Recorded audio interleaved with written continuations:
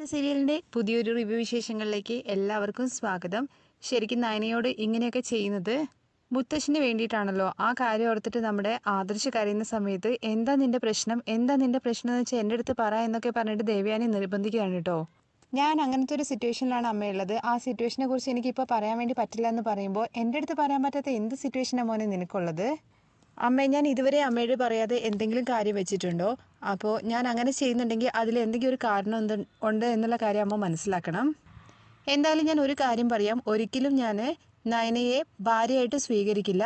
ആ അംഗീകാരം ഞാൻ അവൾക്ക് കൊടുക്കുകയില്ല എന്ന് പറയുമ്പോൾ ഇത് തന്നെയല്ലേ ആദർശ് നീ എപ്പോഴും പറയുന്നത്?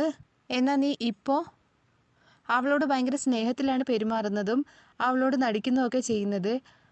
അതൊക്കെ എന്തിനു വേണ്ടിയിട്ടാണെന്ന് ചോദിക്കുമ്പോൾ അതിനൊക്കെ അമ്മ ഒരു കാരണമുണ്ട്. ഓക്കെ, അങ്ങനെ എന്നോട് പറയാൻ പറ്റാത്ത കാരണം ഉണ്ടെങ്കിൽ ശരി, പക്ഷേ നീ ഇങ്ങനെയൊക്കെ നടന്നിട്ട് അവളുടെ മനസ്സിൽ നിന്റെ ഭർത്താവിൻ്റെ സ്ഥാനം അവൾ ഉറപ്പിച്ചു കഴിഞ്ഞാൽ അതൊരു ശാപമായിട്ട് മാറും. ഒരു പെണ്ണിനും സഹിക്കാൻ വേണ്ടി പറ്റുന്ന കാര്യമല്ല, ഇങ്ങനെയൊന്നും ചെയ്യരുതെന്നൊക്കെ ദേവയാനി പറയാണ് കേട്ടോ ആദർശിൻ്റെ അടുത്ത്. അതൊക്കെ അമ്മയെ ഞാൻ നോക്കിക്കോളാം, അമ്മ എന്നെ വിശ്വസിച്ചാൽ മാത്രം മതി, വേറൊന്നും എനിക്ക് വേണ്ട, സോറി അമ്മ എന്ന് പറഞ്ഞിട്ട് ആദർശ് അവിടുന്ന് പോവാണ് കേട്ടോ. ആദർശ് പറയുന്നതൊക്കെ സത്യമാണോ എന്ന് ആർക്കറിയാം? സത്യമാണെങ്കിൽ തന്നെ ഇങ്ങനെയൊക്കെ സംഭവിച്ചുകൊണ്ടിരുന്നു കഴിഞ്ഞാൽ അവൻ പറയുന്നത് കേട്ടിട്ട് എനിക്ക് പേടിയാവുകയാണ് ചെയ്യുന്നതെന്ന് ദേവയാനി മനസ്സിൽ വിചാരിക്കുകയാണ് കേട്ടോ. തുടർന്ന് നമ്മുടെ നന്ദു ആണെന്നുണ്ടെങ്കിൽ ആ ഗ്രൗണ്ടിലേക്ക് എത്തുകയാണ്, അവിടെ കളിച്ചുകൊണ്ടിരിക്കുന്ന ആൾക്കാരെ തല്ലി ഓടിക്കാൻ വേണ്ടിയിട്ട്. കൂടെ തന്നെ അനിയും ഉണ്ട് കേട്ടോ. അനി ഒരുപാട് തടയുന്നുണ്ടെങ്കിലും നന്ദു അതൊന്നും കേൾക്കുന്നില്ല. ഇപ്പോൾ പറഞ്ഞു നിൽക്കേണ്ട സമയമല്ല, അടിച്ച് തീർക്കേണ്ട സമയമാണെന്നാണ് നന്ദു പറയുന്നത്. എന്നിട്ട് അവന്മാരെയൊക്കെ അടിച്ച് ശരിപ്പെടുത്താണ്. അതിൻ്റെ ഇടയ്ക്ക് അനിയുടെ തലയ്ക്ക് അടിയേക്കുന്നുണ്ട്, എന്നിട്ട് ചെറിയ മുറിവും പറ്റുന്നുണ്ട് കേട്ടോ. തുടർന്ന് നന്ദു അനിയെ പിടിച്ചുകൊണ്ട് പോവുകയാണ് ചെയ്യുന്നത്. ആ ഗ്രൗണ്ടിൽ നിന്ന് പോകുന്ന സമയത്ത് നിനക്ക് വല്ല കാര്യം ഉണ്ടായിരുന്നു എന്നൊക്കെ ചോദിക്കുകയാണ്. നിന്നെ രക്ഷിക്കാൻ വേണ്ടി വന്നിട്ട് അവസാനം എനിക്ക് തലയ്ക്ക് അടി കിട്ടിയെന്ന അവസ്ഥയായെന്നൊക്കെ അനി പറയാണ് കേട്ടോ. അന്ന് കാണിക്കുന്നത് മുത്തശ്ശനും ആദർശും ജയനും കൂടി ഇന്ന് സംസാരിക്കുന്നതാണ് കേട്ടോ. മറ്റൊന്നുമല്ല, മുത്തശ്ശൻ്റെ ചികിത്സയെ കുറിച്ചിട്ടാണ്.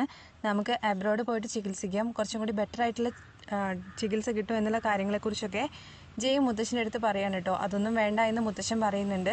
മുത്തശ്ശ, ഇവിടുത്തെ കാര്യങ്ങൾ ഓർത്തിട്ട് മുത്തശ്ശൻ പോവാതിരിക്കരുത് എന്നൊക്കെ ആദർശ് പറയുന്ന സമയത്ത് എനിക്ക് മരിക്കുകയാണെന്നുണ്ടെങ്കിലും ഈ മണ്ണ് കിടന്ന് മരിക്കണം എന്നാണ് എൻ്റെ ആഗ്രഹം. അതുകൊണ്ട് തന്നെ ഈ വീട്ടിലൊരു അംഗം എന്നുള്ള രീതിയിൽ എന്നെ നിങ്ങൾ പരിഗണിച്ചിട്ട് ഇവിടെ തന്നെ വെക്കണം. അതിൽ പരം സന്തോഷം എനിക്ക് മറ്റൊന്നുമില്ല എന്നൊക്കെ പറയുകയാണേ. അങ്ങനെ ഒരു രീതിയിലും പുറത്ത് പോയിട്ടൊന്നും ചികിത്സിക്കാൻ വേണ്ടിയിട്ട് മുത്തശ്ശൻ ഒരിക്കലും സമ്മതിക്കില്ല എന്നുള്ള രീതിയിൽ തന്നെയാണ് പറയുന്നത്. ഇവിടെ സംസാരം കേട്ട് വരുന്ന മുത്തശ്ശി ചോദിക്കുന്നുണ്ട് കേട്ടോ, എന്താ ഇവിടെ സംസാരം? മുത്തശ്ശൻ എന്തൊക്കെയോ നിങ്ങളുടെ അടുത്ത് പറയുന്നത് പോലെ ഉണ്ടല്ലോ. എന്താ ആദർശ് നിന്നോട് ഞാൻ ചോദിക്കുന്നതെന്ന് പറയുമ്പോൾ, ദൈവമേ മുത്തശ്ശി എന്തെങ്കിലും കേട്ടോ? എന്നിട്ട് സാധാ പോലെ തന്നെയാണല്ലോ സംസാരിക്കുന്നത്. എടാ ആദർശേ, ഞാൻ കേട്ടു നിങ്ങൾ എന്താ സംസാരിക്കുന്നത് എന്നുള്ള കാര്യം. ബിസിനസ് കാര്യങ്ങളെക്കുറിച്ചല്ലേ സംസാരിച്ചെന്ന് ചോദിക്കുമ്പോൾ അതെ മുത്തശ്ശി അത് തന്നെയാണ് സംസാരിച്ചെന്ന് പറയുമ്പോൾ ഓക്കെ അവർ ഭയങ്കരമായിട്ട് ടയേർഡായിട്ട് ഇരിക്കുകയാണ്. മുത്തശ്ശൻ കുറച്ച് നേരം വന്നിട്ട് റെസ്റ്റ് എടുക്കട്ടെ എന്ന് പറയുകയാണേ. മുത്തശ്ശൻ കുറച്ച് നേരം വന്നിട്ട് റെസ്റ്റ് എടുക്കട്ടെ എന്ന് പറഞ്ഞുകൊണ്ട് മുത്തശ്ശനെയും കൊണ്ടിട്ട് അവിടുന്ന് പോവാണ് കേട്ടോ. മുത്തശ്ശൻ പോയതിന് ശേഷം ആദർശിൻ്റെ അടുത്ത് ജയം പറയുന്നുണ്ട്, അച്ഛൻ പറയുന്നത് പോലെയല്ല, കുറച്ചും കൂടി സീരിയസ് ആക്കണം കാര്യങ്ങൾ. എന്തായാലും നമുക്ക് ഡോക്ടറെ ഇങ്ങോട്ട് വരുത്തിക്കാം അമേരിക്കയിൽ നിന്ന് എന്ന് പറയുമ്പോൾ, അതെ നീ റിപ്പോർട്ട്സൊക്കെ എവിടെയാണ് വെച്ചിരിക്കുന്നതെന്ന് ചോദിക്കുമ്പോൾ എൻ്റെ ഓഫീസ് ലോക്കറിലാണെന്ന് പറയാണ് കേട്ടോ. അയ്യോ അവിടെ ആരെയും കാണുമെന്ന് ചോദിക്കുമ്പോൾ ഒരിക്കലും ഇല്ല, അതിൻ്റെ കീ എൻ്റെ കയ്യിലാണ്. ഇനിയൊരു റിപ്പോർട്ടും കൂടി ഉണ്ടോയെന്ന് ചോദിക്കുമ്പോൾ ഉണ്ടെന്നും അതിൻ്റെ കോപ്പി എൻ്റെ ഫോണിനകത്താണുള്ളത്, രണ്ടും സേഫായിട്ട് വെക്കണം എന്ന് പറയുന്ന സമയത്ത് ഓഫീസ് ലോക്കറും അതുപോലെ തന്നെ എൻ്റെ ഫോണും രണ്ടും ആരും തൊടില്ല. എന്നാൽ ശരി മോനെ എന്ന് പറഞ്ഞിട്ട് ജയൻ ആദർശിൻ്റെ റൂമിൽ നിന്ന് പോവാണ് കേട്ടോ. തുടർന്ന് നമ്മുടെ അനിയാണെന്നുണ്ടെങ്കിൽ നേരെ ചെല്ലുന്നത് നന്ദുവിനൊപ്പം അവളുടെ വീട്ടിലേക്കാണ്. അവിടെ വെച്ചിട്ട് എന്താ പറ്റിയെന്നുള്ള കാര്യം ചോദിക്കുമ്പോൾ കനക ചോദിക്കുകയാണ് കേട്ടോ. ഇത് കേൾക്കുന്ന സമയത്ത് എന്താണെന്നൊക്കെ പിന്നെ പറയാമെന്ന് പറഞ്ഞിട്ട് ഡ്രസ്സ് ചെയ്യുന്നുണ്ട്. ഡ്രസ്സ് ചെയ്തിട്ട് കണ്ടു കഴിഞ്ഞാൽ വലിയ എന്തോ മുറി പറ്റിയത് പോലെയാണ് കേട്ടോ ചെയ്തു വെച്ചിരിക്കുന്നത്. അങ്ങനെ കനകയുടെ അടുത്തൊക്കെ കാര്യങ്ങളൊക്കെ പറഞ്ഞിട്ട് നേരെ വീട്ടിലേക്ക് പോവുകയാണ്. കൂടെ നന്ദു വരണമെന്ന് ചോദിക്കുമ്പോൾ വേണ്ട ഞാൻ ഒറ്റയ്ക്ക് പോയിക്കോളാം എന്ന് പറഞ്ഞിട്ടാണ് അനി അവിടെ നിന്ന് ഇറങ്ങി പോകുന്നത് കേട്ടോ. അത് കഴിഞ്ഞ് ടെൻഷൻ അടിച്ച് നിൽക്കുന്ന ആദർശിനെ കണ്ടുകൊണ്ട് റൂമിലേക്ക് കയറി വരുന്ന നയന ആദ്യം ചോദിക്കുന്നത് എന്ത് പറ്റിയെന്നുള്ള കാര്യമാണ് കേട്ടോ. മുഖത്തും കേൾക്കുമ്പോൾ തന്നെ ആദർശ് മനസ്സിൽ വിചാരിക്കുന്നുണ്ട്, ഇവളെൻ്റെ മുഖം നോക്കിയിട്ട് തന്നെ മനസ്സ് വായിച്ച് കളഞ്ഞല്ലോ എന്നുള്ള കാര്യം. തുടർന്ന് ആദർശ് വാഷ്റൂമിലേക്ക് പോകാൻ കേട്ടോ, ഒന്നുമില്ല എന്ന് പറഞ്ഞിട്ട്. പക്ഷേ നയനയ്ക്ക് എന്തോ ഒരു ഡൗട്ട് ഉണ്ട്. അത് കഴിഞ്ഞ് ആദർശിൻ്റെ ഫോൺ റിങ് ചെയ്യാണ്. ഒരുപാട് പ്രാവശ്യം റിങ് ചെയ്യുമ്പോൾ ഫോൺ എടുത്തിട്ട് കയ്യിൽ വെക്കുന്നുണ്ട് കേട്ടോ നയന. ഇത് കേട്ടുകൊണ്ട് പുറത്തേക്ക് വരുമ്പോൾ തന്നെ ഫോൺ നയന എടുക്കുന്നത് കണ്ടിട്ട് ആകെ കലി തുള്ളിയിട്ട് ആദർശ് ഭയങ്കരമായിട്ട് ചീത്ത പറയാം കേട്ടോ നയനയെ. കോള് ബെല്ലടിക്കുന്നത് കണ്ടിട്ട് ഞാൻ എടുത്തതാണ്, അല്ലാതെ മറ്റൊന്നും വിചാരിച്ചിട്ടല്ല എന്ന് പറയുമ്പോൾ എന്തെങ്കിലും പ്രശ്നം കൊണ്ട് വിളിക്കുകയാണെങ്കിൽ തന്നെ അത് നീ സോൾവ് ചെയ്യുമെന്നൊക്കെ ചോദിക്കുകയാണ്. നിങ്ങളെന്താ ഇങ്ങനെയൊക്കെ സംസാരിക്കുന്നതെന്നൊക്കെ നയന ആദർശിൻ്റെ അടുത്ത് ചോദിക്കുകയാണ്. എന്നോട് പറഞ്ഞത് ഞാൻ ഉടനെ തന്നെ മാറും, പതിയെ മാറി തുടങ്ങുന്നുണ്ട്.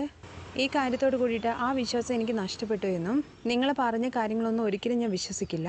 ഒരു ഫോൺ എടുക്കാനും കൂടി അധികാരം തരാത്ത എനിക്ക് നിങ്ങളുടെ ജീവിതത്തിൽ ഒരു അധികാരം നിങ്ങൾ എനിക്ക് തരില്ല എന്ന് എനിക്ക് മനസ്സിലായി. എനിക്ക് നിങ്ങളെ ഒരിക്കലും വിശ്വസിക്കാൻ വേണ്ടി പറ്റില്ല എന്ന് പറഞ്ഞുകൊണ്ട് അവിടുന്ന് നയന പോവാണ് കേട്ടോ. ഇരിക്കുന്ന സമയത്ത് ആദർശ് മനസ്സിൽ വിചാരിക്കുന്നുണ്ട്, മുത്തശ്ശൻ്റെ ഡോക്യുമെൻറ്റ്സ് എല്ലാം ഉള്ളത് കൊണ്ടാണ് ഞാൻ ഇങ്ങനെയൊക്കെ പറഞ്ഞത്. കുറച്ച് കൂടിപ്പോയി. അവളുടെ വെറുപ്പ് വെറുതെ ചോദിച്ച് മേടിച്ചു. അയ്യോ ആദർശ് നീ എല്ലാം തൊലച്ചു എന്നൊക്കെ ആദർശ് പറയുകയാണേ. അയ്യോ അവൾ പോയല്ലോ, അവൾ നേരെ ചെന്ന് മുത്തശ്ശൻ്റെ അടുത്ത് പറഞ്ഞു കഴിഞ്ഞാൽ എല്ലാം തൊലഞ്ഞു. അങ്ങനെ നയനയുടെ പുറകെ ചെല്ലാണ് കേട്ടോ. നിൽക്ക് എന്ന് പറഞ്ഞിട്ട് നയന മൈൻഡ് ചെയ്യാണ്ട് പോവുകയാണ്. അങ്ങനെ ഹോളിൽ എത്തുകയാണ് കേട്ടോ നടന്നിട്ട്. അപ്പോൾ ഹോളിൽ എല്ലാവരും ഇരിക്കുന്നുണ്ട്. നിൽക്ക് എന്ന് പറഞ്ഞിട്ട് നിൽക്കാത്ത നയനയുടെ സാരിയിൽ കയറി പിടിക്കുകയാണ് കേട്ടോ ആദർശ്. ആ രംഗത്തോട് കൂടിയിട്ടാണ് മറ്റൊരു എപ്പിസോഡ് അവസാനിക്കുന്നത്.